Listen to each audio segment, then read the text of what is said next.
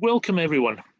Today we are here with James Johnson from the Northwest Energy Hub. We have Ken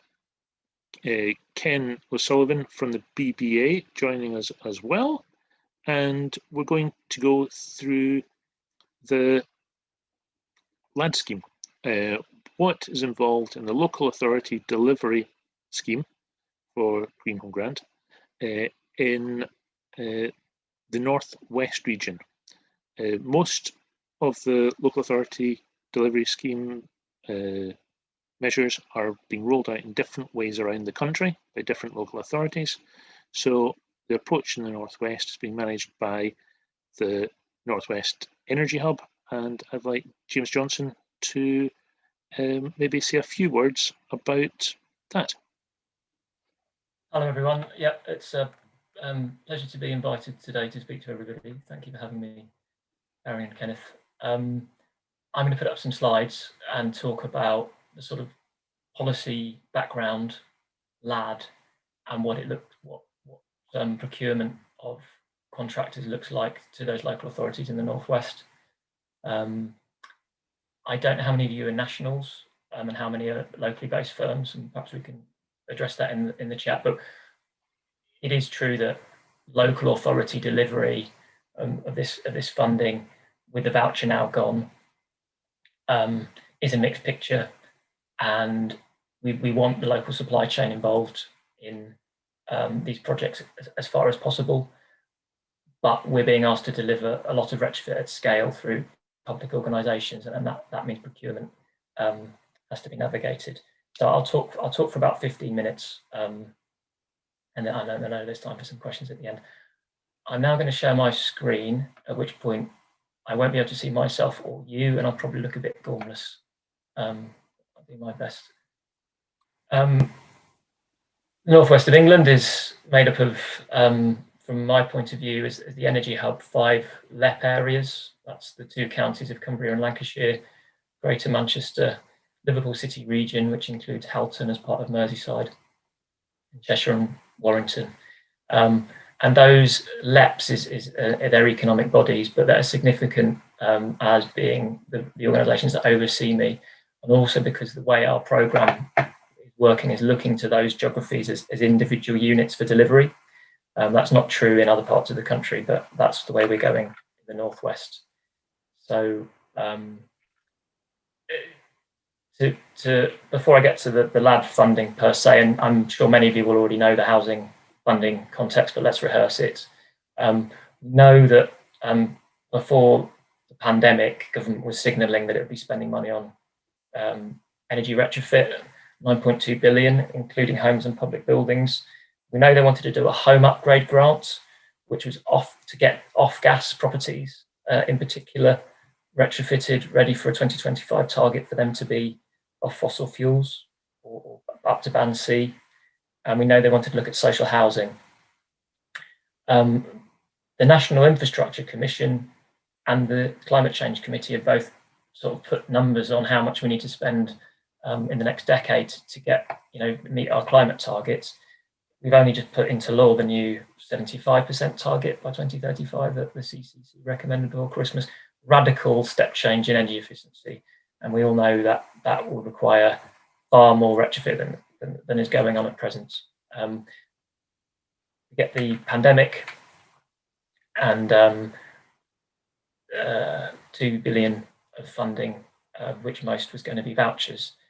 That scheme's been pulled, as you all well know, and the $500 million, 500 million for local authority delivery is still there. So the voucher scheme was focused on the same objectives in some regards as the local authority delivery scheme. It had a distinction between primary measures and secondary measures. That's not true of the local authority schemes. So it was for the able to pay and the fuel poor. The local authority scheme is for people on lower incomes, and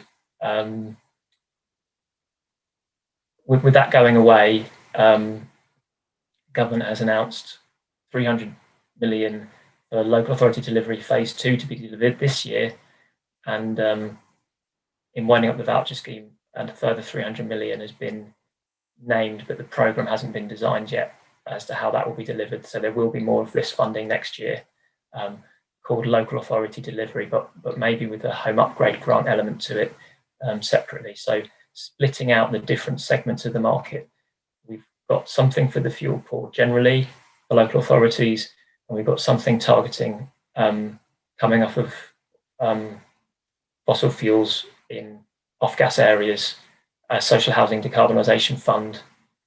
It remains an open question as to whether any of these funds will be open to the able to pay market. And on tenure, there's a split. The local authority delivery fund this year can be targeted at social landlords, and some of those are participating in the Northwest, whereas next year, I think they're going to split that because the social housing decarbonisation fund will be ramping up. In the private sector, you've got a split between the landlords who are not easily bought into a scheme run by local authorities to retrofit their stock, and the homeowner, who really we're targeting most of this funding at, a tricky one to target people who are in their own home, have an income under £30,000 and want not just an energy measure like a cavity wall or a window replacement, but a complicated measure like a solid wall, a heat pump for replacing their gas system or their electric system, and other measures that cost sort of £10,000 a property, which is the average we can spend on an owner-occupied property.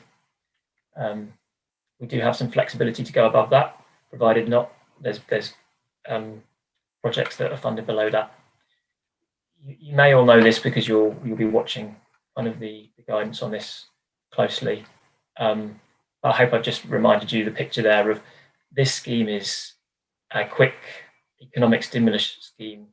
This year, we're under sort of a steer from Treasury and the Minister that they want to see that done now. That's because they want to do more later. And so we're grumbling a bit about the delivery timescales, but they want to chalk up within this. They've had a spending review till only next year because of COVID. We don't know what comes in the next 3 years of the Parliament, but hopefully more. Energy policy has shifted from let's get people a gas connection, let's replace their boiler with a more efficient boiler, to let's get those solid walls addressed, let's get 600,000 heat pumps installed by 2028. Very challenging because you're asking homeowners to accept those measures. Even if you give them a full grant, you're asking them to be disrupted. But we know there is a demand for it. Albeit the voucher scheme is slow to start, there is a demand for that. And the people that are being offered LAD funding, local authority delivering funding, they are getting lots of referrals and they are getting people signing up for measures, at least to receive measures. Although it doesn't always work when you get to a house and ask people what they want, that the measure they thought they wanted is compatible. The heat pump would be a good example. You can't just slot a heat pump in to replace a heating system. It has to be a storage space and larger radiators. So lots of complexity in assessment of what the right measures are. Government may be putting grant money out now, but it has signalled in the Energy White Paper just before Christmas that it expects the £100 billion of capital we need in the 2020s for energy efficiency, principally to come to business and homeowners. So the retrofit market has to be there for our climate targets. It doesn't have to be a grant scheme. I think where we're going after the next couple of years, maybe some grant for fuel poverty. Probably the clean heat grant for heat pumps will also be a feature.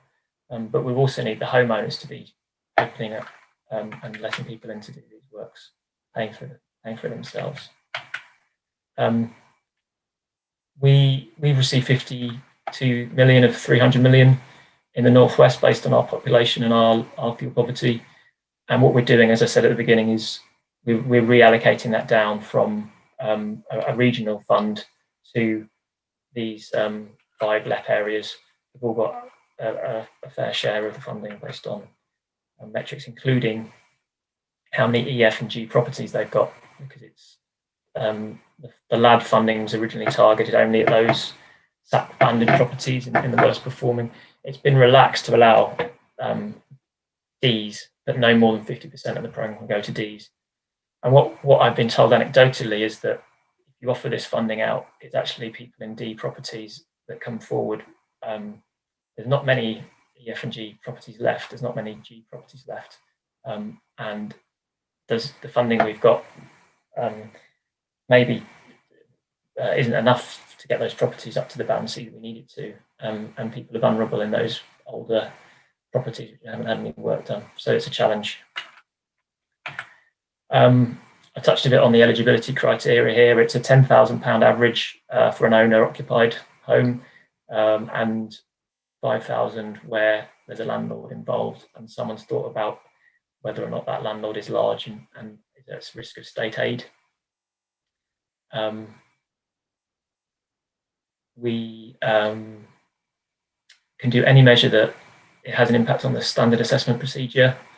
That ties our hands a little bit about the right energy performance measures, because SAP is not perfect. And we know that it's going through a revision this year, and may come out with a few different features, not including a change to the carbon emissions factors, which, electricity has been carbon intensive for the past 20 years, but rapidly falling down. When the new metrics are out next year, electric heating will not be still as expensive as it has been, but quite a lot less in terms of carbon intensity, hence the shift in policy. And LAD 2, which is in delivery now in most of the country, and as much as local authorities are kind of mobilising, installing measures within the next few months in some places, but it's going to be largely after July, when PAS 2035 comes in with PAS 2030-2019. So all of our projects have to be Trustmark accredited. If they're energy efficiency measures, they're going to have to use the PAS 2035 process. If it's MCS, a renewable technology, you can't actually lodge with Trustmark purely through MCS at the moment, but there's a compliant route there for a competent person to make sure the measures are appropriate, and you don't need to use PAS for that. So we're just trying to query with Trustmark why we can't use MCS to lodge without a retrofit coordinator signing off. As I said, we're targeting E, F and G properties, which are in the rural districts in old villages, and in the town centres in Victorian terraces and everywhere else in between. There's no part of the northwest that doesn't have those properties to go at.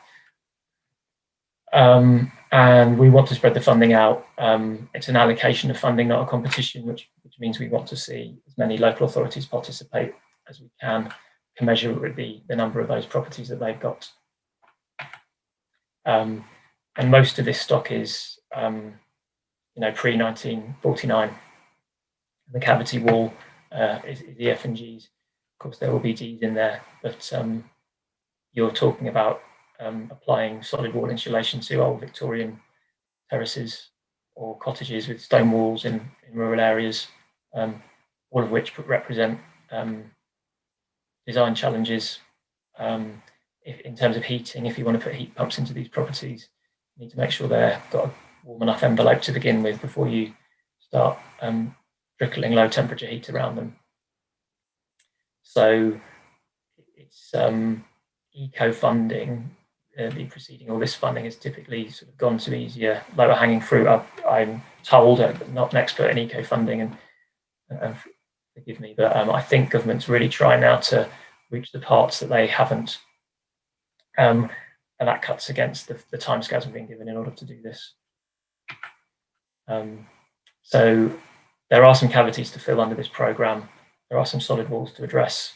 There are some traditional properties to address. We can replace glazing, but only where it's single glazed, going to double glazed for the first time. And there is a fair amount of sash windows and Grickle windows still out there. Could be replaced. I'm flashing through these, and forgive me if it's going too quickly with data showing up. We can sort of go back to it. It's just, you'll know that the housing is very varied and splendid thing. And the challenge for a program that targets the owner-occupied properties is that every home is different and needs someone to give it a bit of attention before you just roll in and place a measure inside it. So we'd like to replace some gas boilers with heat pumps as part of a decarbonisation strategy. But as I say, only when that's not going to cost the occupant more to run than previously, which won't always be possible. So we might like to replace electric storage heaters with heat pumps, although that needs a wet system. And so design of systems is kind of an essential thread of this activity. Can't just have someone ring up for a measure and go in and apply it. We are going to work across different tenures, predominantly owner-occupied, but also some social landlords, most of whom have already been identified. But we are talking to others at the moment about if they'd be interested in picking up maybe a few hundred properties at a time as part of this funding. We tried to guesstimate what the funding would go to. If you sort of open it up to the homeowner to decide what measure they want, you can't be prescriptive, but we want to do some whole house retrofits with kind of significant improvements to their energy performance, mix of solid walls and heat pumps at high cost. We can't do many of those because of the average £10,000, but we want to build a supply chain for that kind of whole house approach, which is going to be needed later.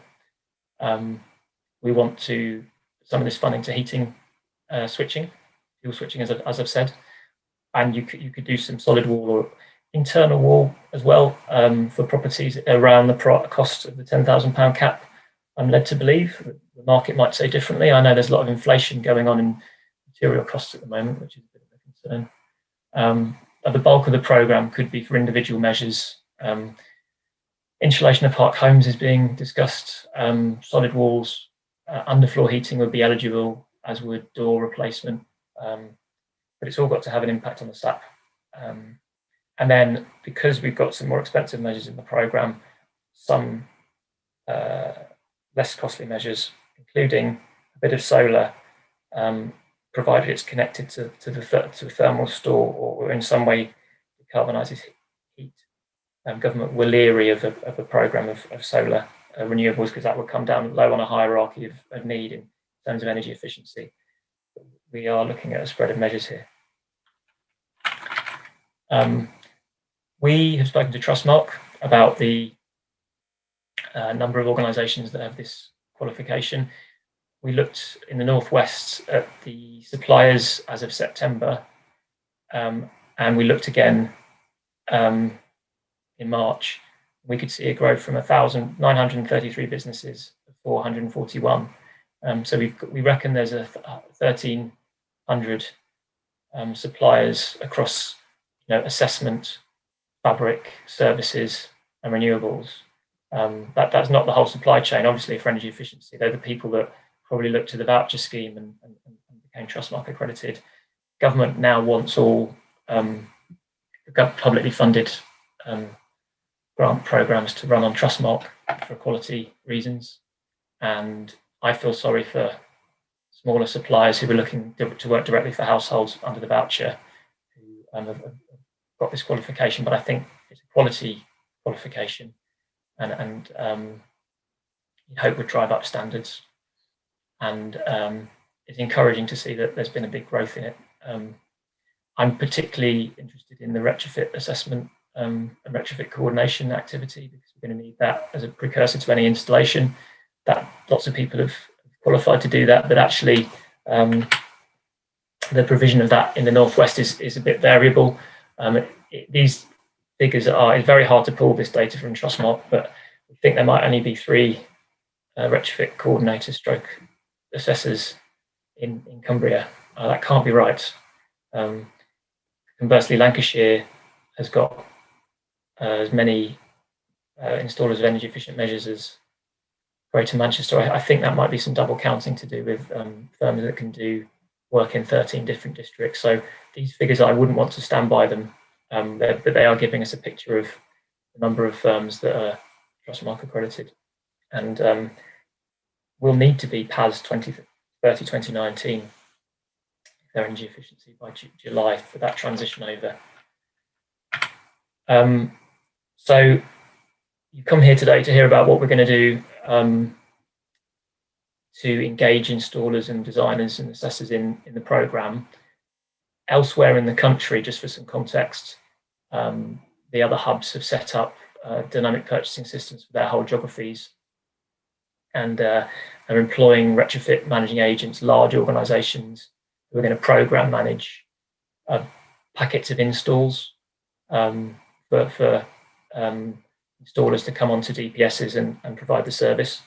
Our model's a bit different in the Northwest. There was a lot of existing delivery already. So each of the 5 LEP areas has got their own budget to manage. In Cheshire and Warrington, there's 3 unitary authorities there. They're all going to have an individual programme, and they've all got existing contractors on frameworks or existing relationships that they intend to use. Warrington Council's only just finished its procurement in that regard. But because they need some specialist measures installed, and because this is a scale project, those delivery partners they're in contract with might want to add suppliers for parcels of work.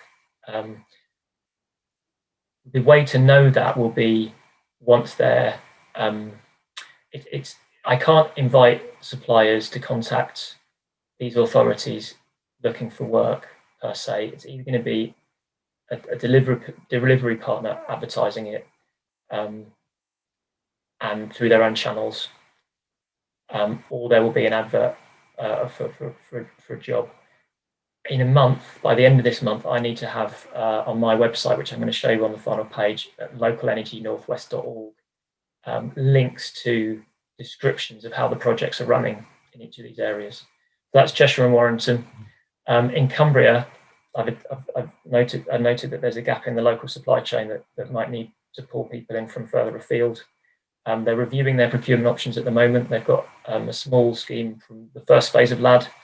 Their LAD 2 scheme is going to look to target some of those off-gas properties and solid walls, and also look at some heat measures. Need to move quickly to install solid wall in Cumbria before the weather turns in towards the end of the year. It's a long drive distance that often discourages people from taking up opportunities in Cumbria. But the funding's up there, so the installers will need to be. They're seeking a delivery partner.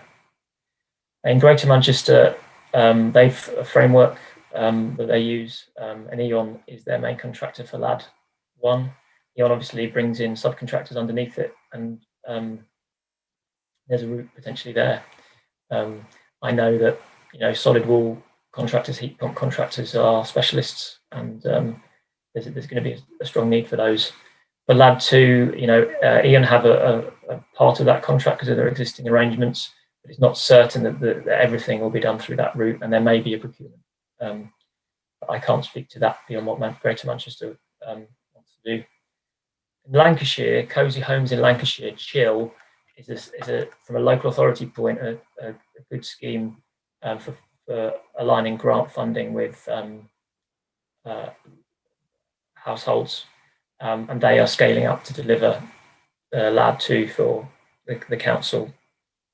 And again, that they subcontract wars. They may be needing to work with local businesses who are competent to do that. There is a landing page for the Cosy Homes in Lancashire online that has a contact point if anyone wants to get in contact with them. And then Liverpool City Region, also known as Merseyside plus Halton, we're working there on a new DPS model. So DPS, Dynamic Purchasing System, the flavour of the month in public procurement, more flexible than a framework. You can keep it open and you can add people to it. You set minimum requirements for people to come onto those DPSs, and it's only when a competition is run on a particular project that you get into the detail of what can be provided and at what rates.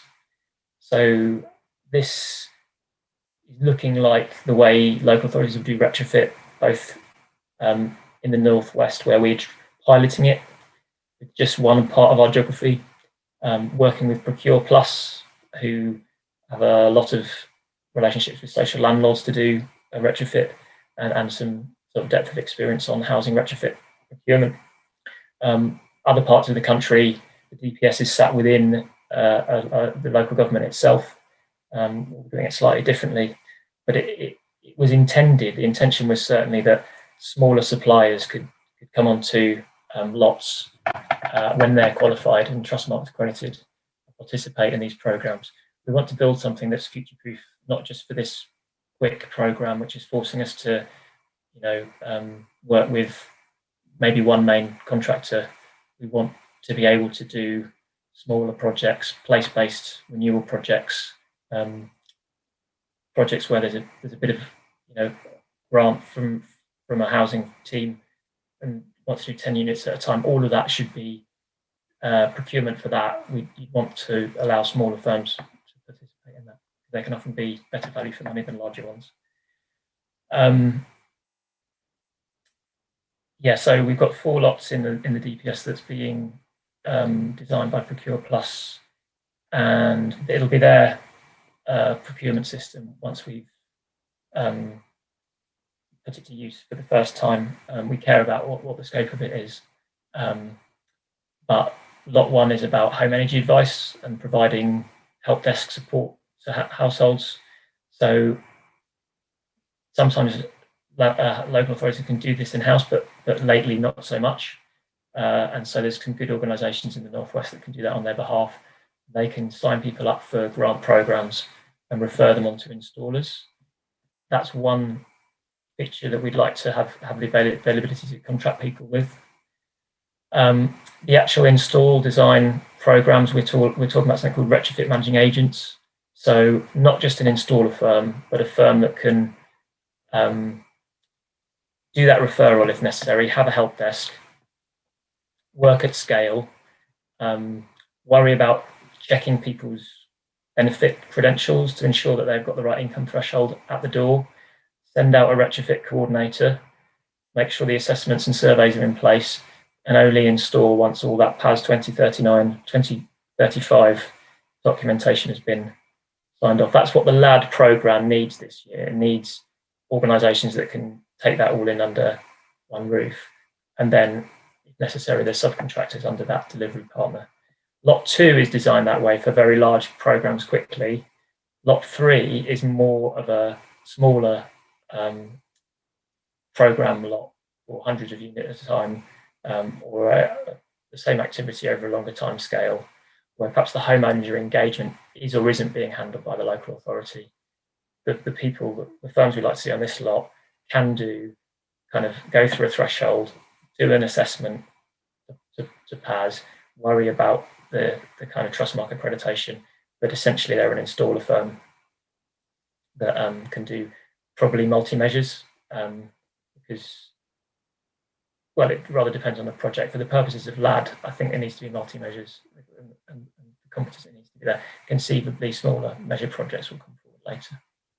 And then the 4th lot addresses this need in the market for retrofit coordinators to sort of step in. Mostly they'll be on board delivery partners and retrofit managing agents, larger firms. I think when it was conceived, government and certainly the authors of PAS thought it could be on the local authority side, and certainly there's a need for some audit of programs with PAS. So we wanted a separate lot so that people could engage retrofit coordinators and assessors. How individual assessors who may have been DEAs previously come in and play a project management role of sorts, or a sort of scrutiny and quality control role of sorts, working with installer firms separately, is a bit of a vexed question, and we're trying to get to the bottom of that at the moment. So that's the route to market that I think, if firms aren't involved in the Northwest already, is an opportunity that we're hoping to see advertised in the next couple of weeks. and we would like to invite the supply chain to look at that opportunity, not just for this year, but for future funding years. So I'm putting up my webpage here.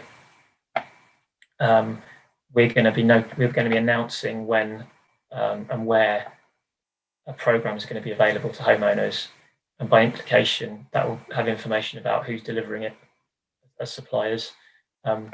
We are not tending to field emails sent to us from suppliers because other organisations beside us are putting together these delivery routes. I do care about the local supply chain. I'm glad to be invited by Gary to this meeting. We want to hear from you about difficulties with the programme. Although we can't fix a lot of what the government set out, we have a privileged position to speak to government. So I think the right answer to engaging with the hub would be for us to do this session and others later to get your feedback one-to-many. I hope I haven't talked too long, Gary. I will stop there. It was the bit when you said others that worries me. Thank you very much, James. I'll come to questions in a minute, but first I'd like to address some of the PAS 2030 questions that are likely to come up by asking Ken O'Sullivan from the BBA to say a few words. Ken, if you want. Hello, everybody. Like James, I've got a lot quicker presentation because James has actually stole some of my thunder. So if I could just bring some of my slides up. Let's say James has done a very good presentation and covered some of these parts. If I can just share my screen. So my presentation is to cover PAS and LADs. I've targeted it for both local authorities and installers. But I will probably bias on the installers part because that's probably what most of you are. So apologies, some of this James has said or that you already know. Let's start with what PAS is about. PAS is necessary and it's mandatory, if that's the right word, for local authority delivery under the LAD scheme. What PAS is a publicly available specification which basically sets of what type of product and how a product is to be installed within a home, within a property.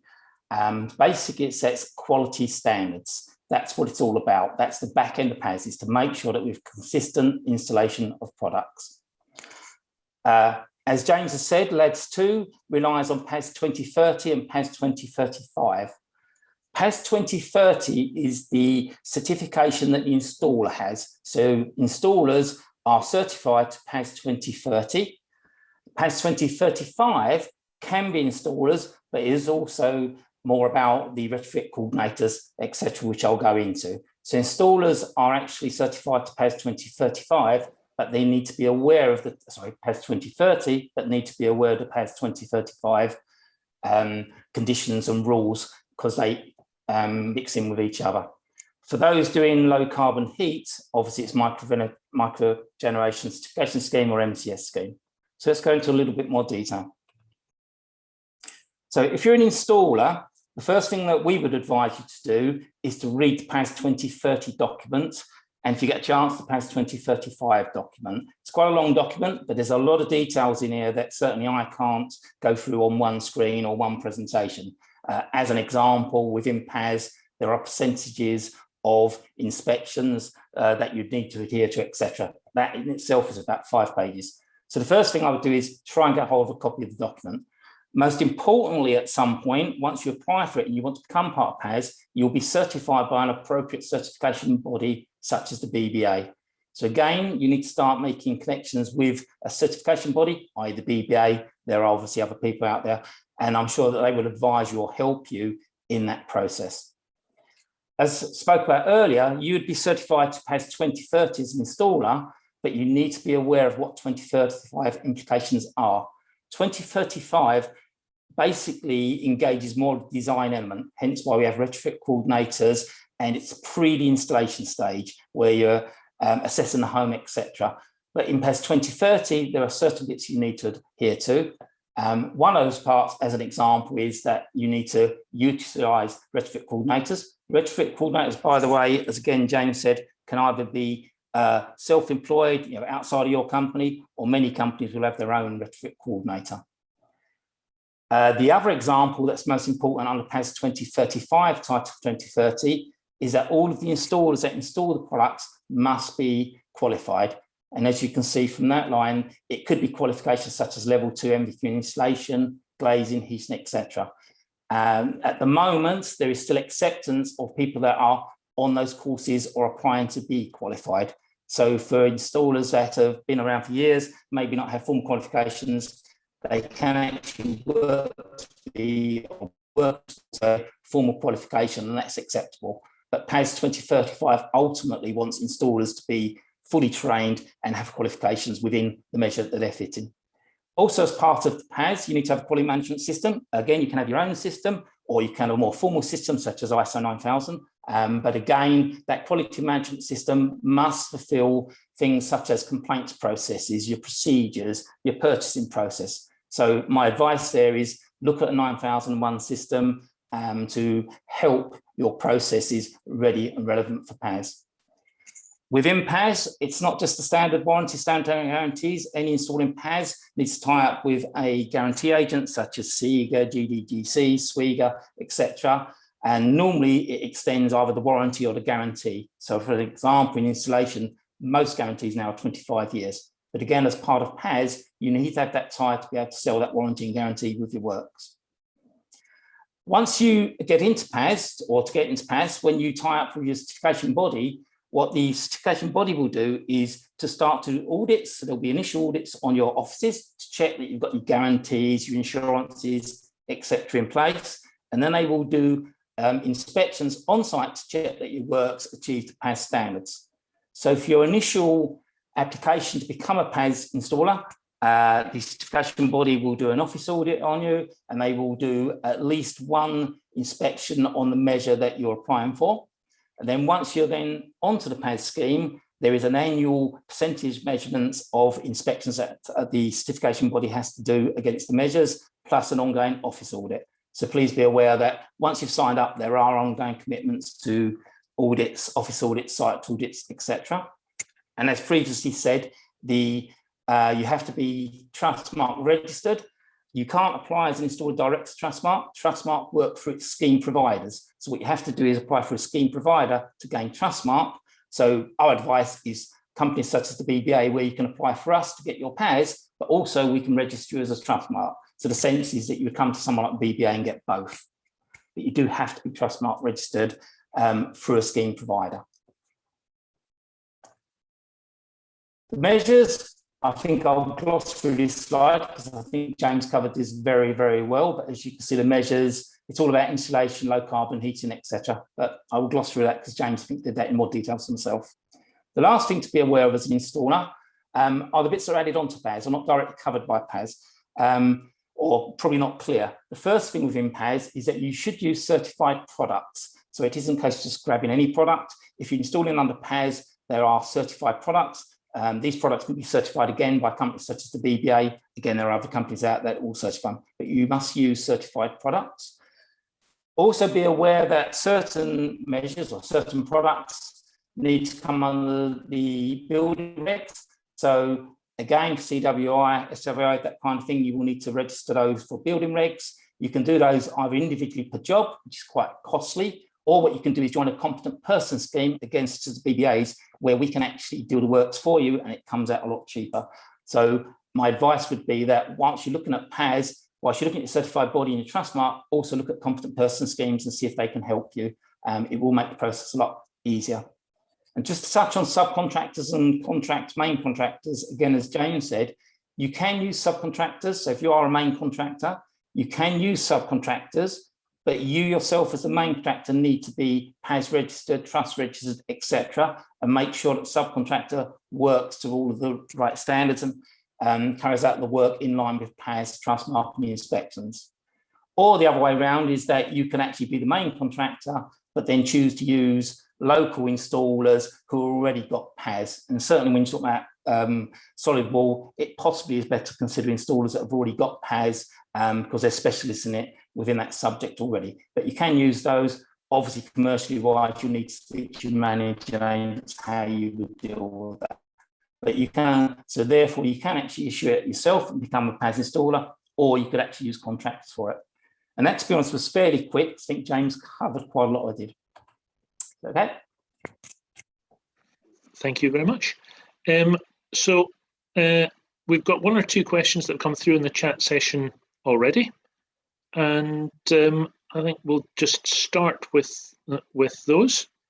We've got a question from Chris Feiner from Community Home Solutions, saying to James, thanks for the introduction. You mentioned PV will need to come with a thermal store to be qualifying. Is this a Northwest requirement or is it a national thing?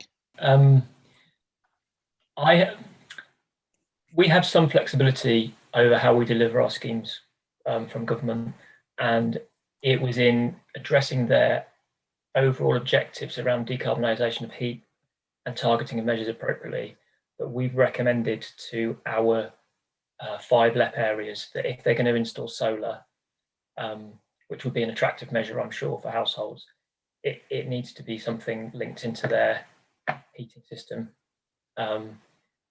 We're not quite at the bottom of that, but that is what the programmes I'm recommending be designed to. It's not a stipulation in the national criteria. That solar that can connect to a heat store is obviously not going to be applicable to every dwelling. Certainly when they launched the programme, government were not thinking about this being a solar scheme per se. Your property scheme for energy efficiency. Chris, do you want to come follow up on that? No, that's fine. Thanks, Kenneth. Thanks, James. Thank you. Okay, the next question that we have is, I think you've sort of answered this question. Jessica Binks was asking, do the properties need to be brought up to a particular SAP band? We're being evaluated on how many we get to band C, but it's recognised that £10,000 of property can't get the worst performing properties to band C. So no, but it is a metric, and decisions will be made around based on how much of an improvement is made. Jessica, do you wish to add anything to your question? No, that's very clear. Thank you. Okay, thank you. Jack Howard is asking, can we get more clarity on how installers can onboard with the LAD scheme? So it's follow links when I make them available in 3 weeks to see who the main delivery partners are, and engage with them advertising the schemes, or use your existing network to contact some of them, like the tier 1 suppliers. I don't know if you have those relationships. I can't broker those conversations myself outside of the procurements that are going on for those organisations, but it will be clear quite soon who's delivering for well, I've named E.ON in Greater Manchester as an example, and then we've got on the other hand the DPS, which is an opportunity that's available to local authorities in the northwest across the board from next month. That will be advertising installers to come on board. It won't be used across the whole of the northwest because of the existing arrangements, but that will come later. If that's not clear enough, what further clarity can I give? Jack? No, that's fine, to be honest with you. Yeah, I'm more than happy with that. Thank you, James. Yeah, sorry. I wish I had a sort of a clear No, it is what it is. I know the scheme's obviously still you're rolling it out still, so that's fine. As long as there's more clarity to be provided on your website, I'm more than happy with that. Thank you, James. Okay, thank you, Jack. LMF is asking, will Liverpool's DPS be on the website in 3 weeks, or is it practice? It'll be on Find a Tender. That's now where all public procurement has to go. Procure Plus will be advertising that. and when it's announced, I'll be providing a link to it from my website. So should be very discoverable. But Find a Tender is a good place to look for all local government contracting for retrofit. As a general rule, get notifications on that. LMF, do you wish to say anything? No, just saying thanks in the chat session. Duncan from Switchy asks, is monitoring equipment included in the published specification? Is this question that PAS 2035 recommends monitoring post-completion, and therefore is it fundable? We're funding eligible measures that can have an impact on SAP. That's what our capital budget has to go on. There is a budget for ancillary costs where the local authority project can cover costs that are picked up that aren't eligible, including things like moving fences out of the way if solid wall needs to be addressed, and that ancillary budget could cover monitoring if it was recommended by a PAS assessor. Is it good to have? But we're not expressly putting in monitoring or smart meters. Yeah. Thank you, James. Duncan, do you wish to add to your question? No, that's okay. That's the clarity I needed. It was really just with reference to demonstrating the efficacy of the solutions. So I'm, pre-post install of any retrofit measures and how that would be managed in the eyes of the project. So, but that answers the question. Thank you. Okay. Thank you. Then we have a question for Naeem from Naeem Din. Is there any contact details for Cumbria region as we operate in that region already under ECO? The Home Improvement Agency in Carlisle, Ian, would be interested to talk to you, and I can, via Gary, perhaps get you contact details for. Okay, that would be useful. Thank you. Naeem, do you wish to come back? I'm sorry, I missed that. Did you say the Home Improvement Agency in Carlisle? I'm happy to make an introduction. Yeah, if someone can get me your email address, I'll. Fantastic. I'll drop you my email address. I can't generally make connections with suppliers to these local authority teams. I'm not an intermediary in that regard. Perhaps Gary can. He's wanted himself, but that the capacity gap in retrofit coordination and the need for that to sort of be part of this scheme and do its job properly. It's a quality standard. We don't want to rush it. Yeah. And there isn't enough assessors and coordinators. Okay, yeah. So we'll have a chat after this and see if there's anything that we can do, find some common ground to move forward on in that region. Thank you. I've got another question from Jack. I'm not sure if this is one for Ken or perhaps both of you, but he's asking, we currently have MCS for low carbon heating, i.e. air source. Do we need PAS 2030 in addition to this, or will MCS and BBA scheme be acceptable? So, to the best of my understanding, MCS is a route to Trustmark accreditation. In terms of the eligibility criteria for my LAD scheme, there has been a bit of a trip up, because it implies that you need to have the PAS process in order to lodge certificates on Trustmark for the LAD. So we're trying to unpick that at the moment, but no, PAS 2030 is an installer measure for energy efficiency, so it doesn't need to be part of delivery of renewable schemes, albeit what the PAS 2035 is about is avoiding unintended consequences and things like ventilation being adequate when it's installed. So it's conceivably a retrofit coordinator would be a good person to involve in any project which installs a service under one installer and a energy efficient measure under another. Okay, so yeah, I'm like James, it's a little bit confusing. I think that you may need both. You need the MCS and the PAS 2030.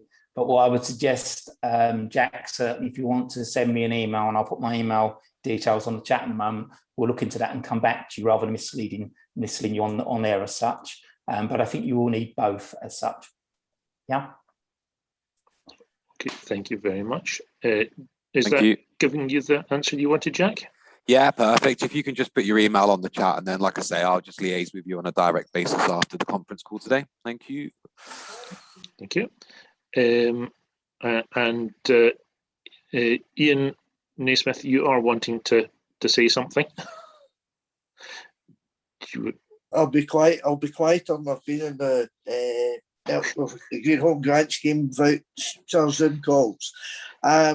First of all, as I understand it, I'm a fully qualified coordinator. I've been doing it for a year now.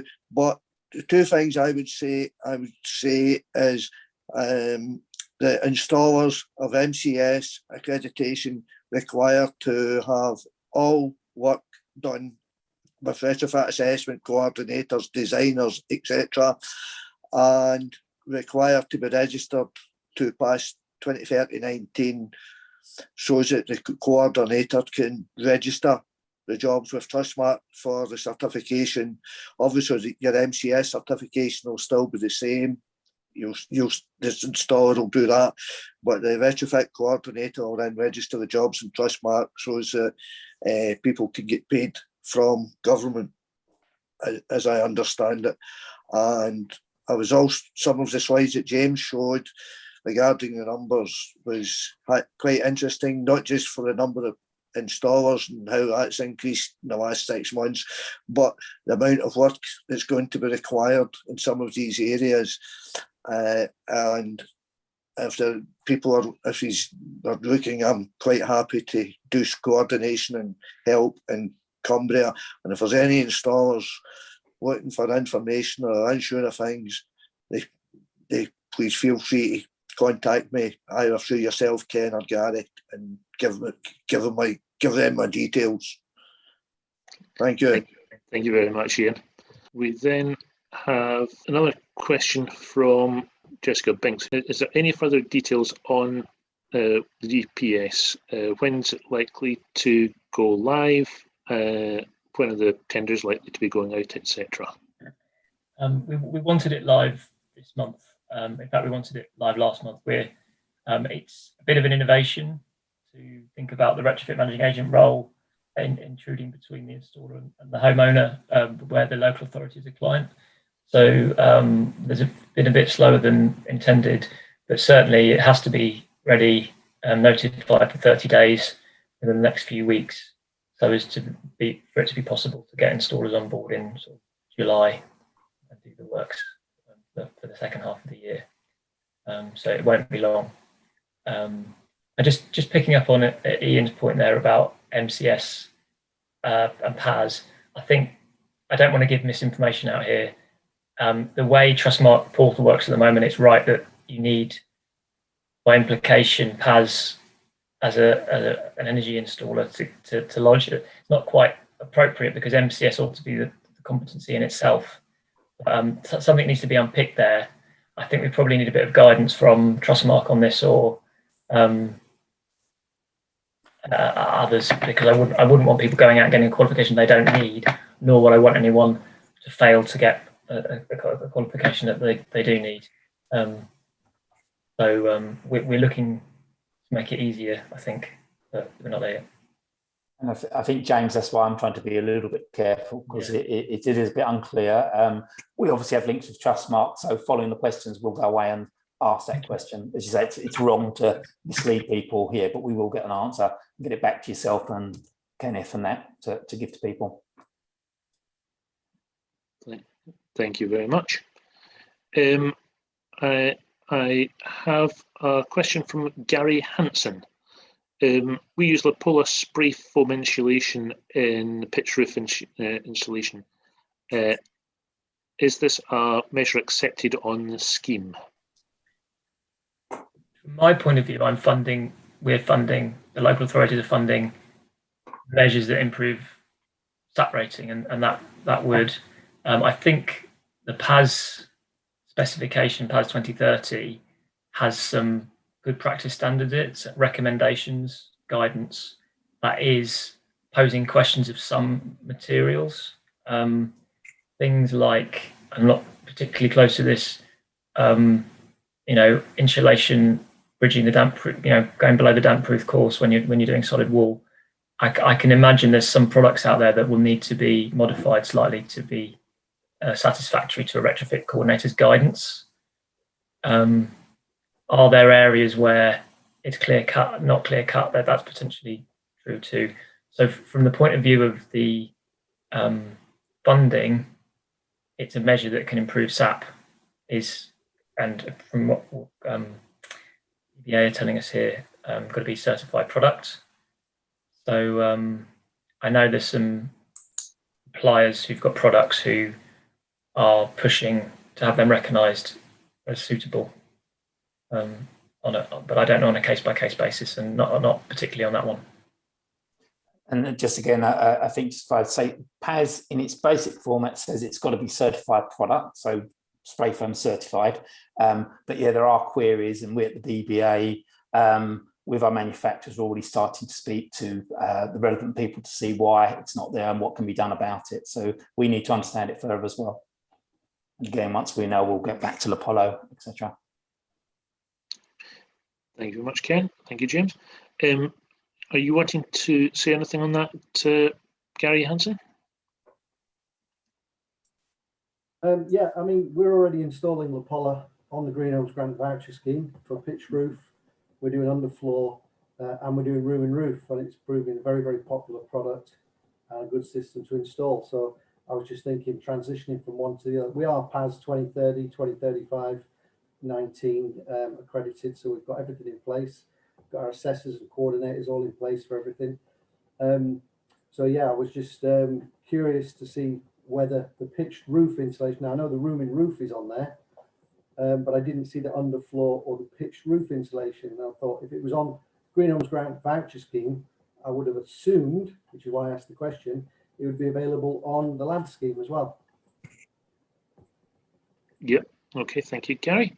James, do you wish to add anything? So I'm not setting out the particular specifications that the funding will buy from a tendered contractor for particular geographies. In terms of what I'm allowing, it's any measure that improves SAP that is eligible, and those sort of other kinds of insulation would fall into that category.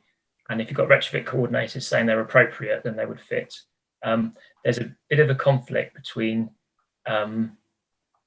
sending out like retrofit assessors and surveyors into properties and having an open approach and asking the resident, which of these measures do you want? Or the retrofit coordinator does his medium-term plan, lists out a hierarchy of measures, and you do the first ones first. That's a sort of program that we'd like to run one day with a longer time.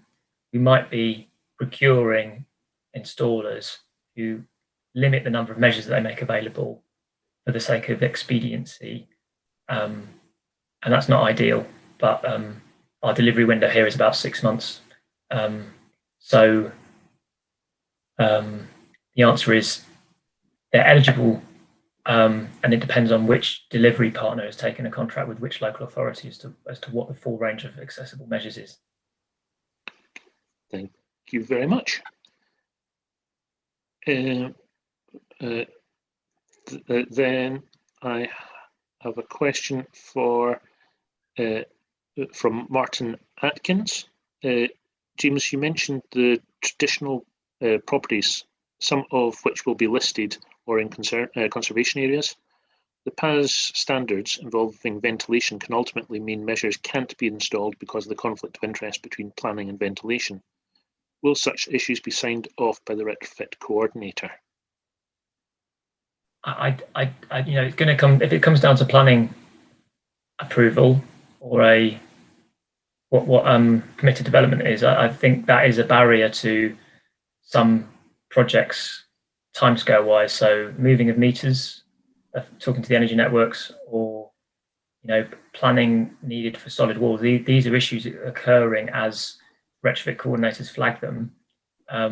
So the retrofit coordinator can take a role in liaising with planning and getting approval through. That's kind of they're there to make sure everything's tickety-boo. So I don't think you can override a planner or state something is okay when it isn't, but that baked into the delivery of some more complicated measures through PAS, you've got a built-in lead-in time, which means the install can't happen until all of that sort of boxed off.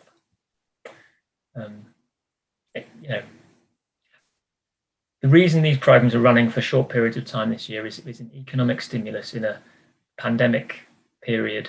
The government can't fund for more than 1 year. It's far from ideal.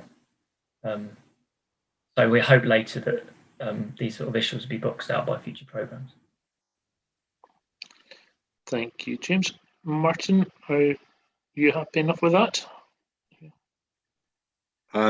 Yeah, no, I'm happy with that. It's a bone of contention at the moment because of a lot of the areas that we work in, and working on the Green Homes grant scheme. It's come to a point where we're kind of stuck between a rock and a hard place because they're asking for ventilation to meet new standards, but at the same time, there's plenty of ventilation. You can't prove it to a certain extent, so it's just one of those where who's going to take control of that, and ultimately, are we going to get paid for doing a job in that kind of scenario?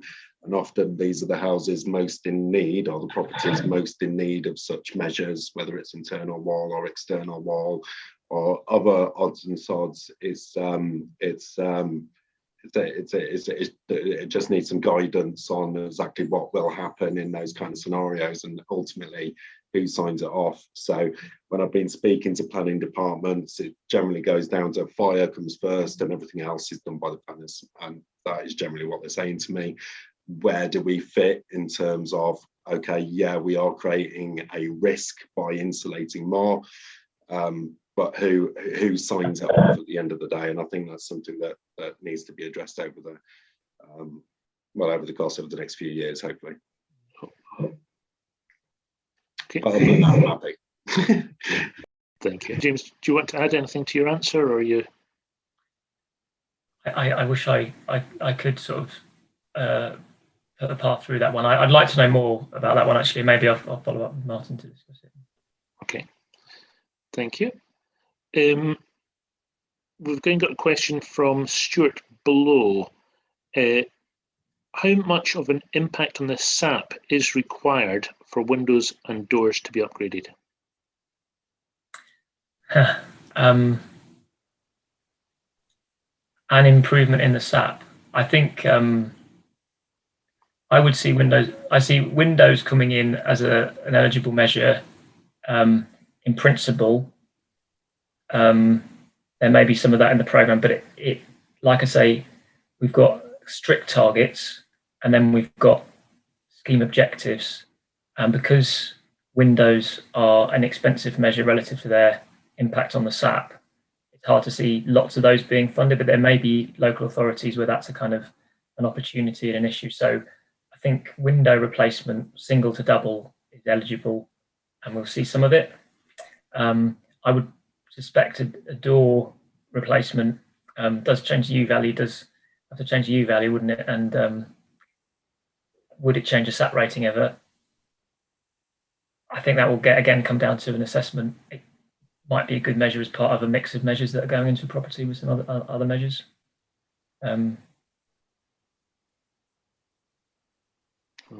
Okay, thank you. Do you wish to follow up on that, Stuart? No, that's fine, thanks. Cheers. Thank you, Stuart. Okay, I think we're pretty much getting through the questions. If anyone's got anything that they urgently want answered. So we've got Nick Miles. Is there a solid wall insulation consideration as part of a target? We have issued guidance to our area partners in the districts that this scheme was envisaged to stimulate the market for solid wall, and that we'd like to see some 20 or 30% of the programme budget at least doing that. And that is running into the real world challenge of actually getting that good retrofit coordinator signed off process and discovering that you've got to wait for planning approval to move things, or it's very complicated because of all the external apparatus. So certainly we want to see lots of solid walls funded with this funding. Is there a target per se? The procurement of contractors will probably set, like, we would like to see you do this many measures, of which this percentage should be solid walls. That's a sort of way the tenders might run. But as I say, though, lots of the delivery partners are already in harness to deliver these and have agreed that with their contracting authority. Thank you. Nick, do you wish to come in? No, thank you. That's great. Thank you very much. Thank you, Nick. And we've then got another question from Martin, which he's been very patiently waiting for me to ask. Will the LAD scheme share information with suppliers on areas, postcodes and households most in need to ensure these can be targeted as a priority? Yeah, we're funding EPC targeting for the local authority, so they'll have the ability to do that. And then their marketing campaigns for eligible households will be targeted towards where there's opportunities for the right installs to go in, and the fuel poor areas where people in cold homes and need the measures. So any particular contract will probably have part and parcel with it. It won't be, here's a blanket for the Wirral, we want to install measures here. It will say these wards are the ones that we're focusing on. And if there's not enough referrals from there, then you might expand the geography a bit. But initial marketing campaigns in Lancashire, for example, are already out to target locations. Is that clear enough for you, Martin? Yeah, that's perfect. Thanks very much. Yeah, thank you. And I think that's us coming to the end of questions, unless someone wants to wave frantically at me with a question. I think let Gary sum up, unless James or Ken, you wish to say anything else. If there's anything you want to add in conclusion? No, from our side, quite short, but my email is on the chat if anybody wants to email me direct. As I said, my advice is to speak to your certification bodies who can help you through the process if that's your main concern relevant to payers. Okay, thank you very much. I'd like to apologise to Ken for taking up a lot of the speaking slots. Other than that, I'm done. Thank you, James. I invite you to the rest of them. Makes it easier. Thank you both. Gary, I've got Ian Naismith, looks as if he's waving there frantically. Stop waving, Ian. I don't want to hear your voice, Gary. I don't think James requires to apologise for the time, because it was very informative, and he knows what he's talking about and presenting. I think you can never get enough of that in these calls, because some people in the same similar position as James don't give enough information out. So I would like to thank James for the time he spent preparing it and looking after the northwest of England. So it's not something I apologise about, but there's definitely a shortage of coordinators and assessors, which has got to be overcome. So that's all I wanted to say. Thank you. Thanks, Ian. Then I will let Gary sum up, regardless of what Ian's requesting. Sorry, Ian. Gary's going to speak now. Right, okay. Thank you very much, guys. Thank you, James, and thank you, Ken. This is the third of our Zoom calls. Varying questions have been asked of varying things, and on each we've had a different answer. Now, spray foam is an interesting one. Personally, I don't think it will be excluded. However, I think there's a little bit of a question really between whether or not it's the technical issues regarding spray foam or whether it's the cost. So I think we'll probably hear a bit more about that for those of you who are involved with that particular measure.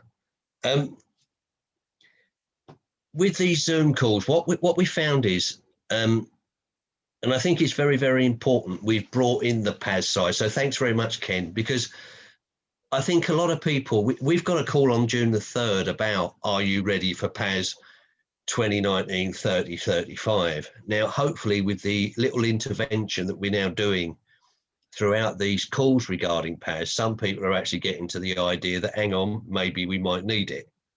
You know, there's no maybe about it. Yeah, if you want to do any of this stuff, yeah, you have got to be PAS updated. Ken mentioned about MVQ level 2. I've got a load of 70% funding on MVQ level 2.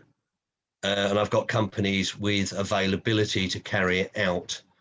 And so if you need any of that, just let me know. I'm afraid there isn't time, I don't think, to sort out 100% anymore. It's all gone. I've been looking for it for the last couple of weeks and I can't find any of the 100%. The only way I'd be able to do it would be with the combined authorities, and there's just not enough time. But I've got a company that's got 250 places, for instance, on 70%. So let me know if you need any of that.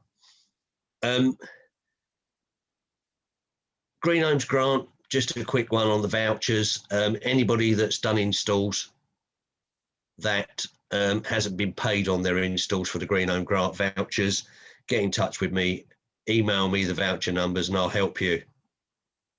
I've done about $750,000 so far, but there's a lot more still to be done. So, you know, if we can help at all, just let me know. I know there's people on the call that we've already helped. With the Zoom calls next week, 11 o'clock is the Southwest with John Rattenbury. If you're national and you're not on these calls, you'll be finding out quite quickly that they're all being run slightly differently, and therefore it is important. And if you remember, it don't cost you anything apart from time, so it might be important that you come on the call. The final one is the North Eastern Yorkshire on the 27th with Paul Taylor, and then of course we finish off on June the 3rd, which is the closest to D-Day you and I are going to get for Are You Ready for PAS 2035? Now, Ken's going to be back on that one. At the moment, it's at 11 o'clock. However, we might have a reasonable guest coming along to sort of talk, because we're going to have someone talking about the retrofit side. We're going to have Bays, Trustmark, BBA coming in on the PAS for that side. That's going to be a very interesting call. Personally, I'm just going to turn up and say no and then go. Moving on, Kickstart scheme. You've probably heard a lot about the Kickstart scheme. Some of you are involved in it. We're very proud that we've placed about 17 youngsters into our industry on the Kickstart scheme. And we're up to 4 short of 300 that we're now looking for. The Kickstart scheme, very simply, is 16 to 24-year-olds for 6 months, 25 hours a week for free. You also get approximately £1,000 to help with their development. These kids need a chance. We've looked at this, and I've had phone calls from companies. I had one last week.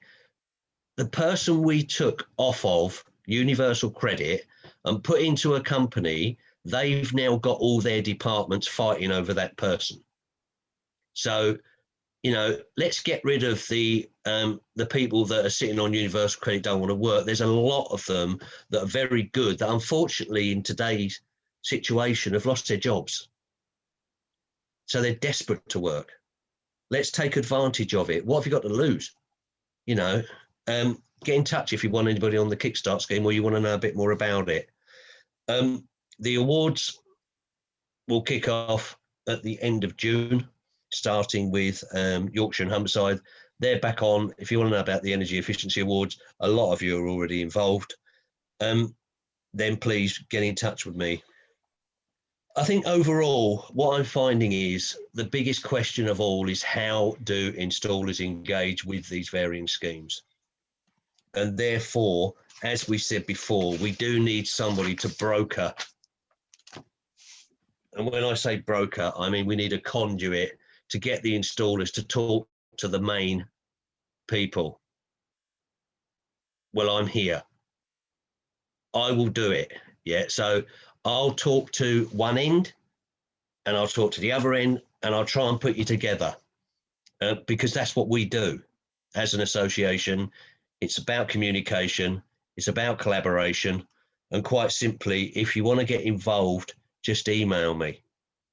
You know, if we want to talk about this, we've got to move it all together. We've got to be positive. One thing that hasn't come up today is when this scheme finishes. It's the end of the year. Yeah, just over 6 months' time. Yeah, this particular one, we got till the end of December, as we found out on the other calls. Am I correct in that, James? Can you just confirm that? Because I don't want to give out information that's wrong, but I'm fairly sure that's that the current timescale, Gary, believe it or not. Sorry? That's the current timescale, believe it or not. Yep. It's incredible. You know, if we're worried about whether we got enough to do, you're having a laugh. You know, the amount of work that is available out there, all we got to do is get lined up, get qualified, make sure we've got all our ducks in a row, talk to each other and get on with it. Because there's an amazing amount of stuff that's got to be done. The longer it takes to talk about it, the less time we've got to do it. And he who basically waits will lose out. Because it'll be too late, as ever. But of course, there'll be more stuff down the line. I'm not sure whether there'll be an extension. I'm not, you know, like there has been on LED 8, 1A and 1B, but it doesn't look like it. So, you know, if you want to get involved with this scheme, if you want to talk to the people that are going to be running it, then please email me and we'll see if we can start facilitating things. Right, I'm going to shut up now. I just want to reword my thanks to Ken and James for coming on with some really interesting stuff. I'm learning an awful lot more about these as we go along. And I want to thank all of you for taking the time out of your day when things are so busy. We'll see you all next week, those of you who are on our little road show. And from there, I'm going to clear off and get on with what I need to get on with. So thank you very much, and I'll say ta-da. Thank you very much, Gary. And thank you, everyone else. And hopefully we'll see you, or some of you, at the next one, and at some of our future events. So thank you very much. Brilliant. Thank you. Bye-bye. Thank you. Bye-bye.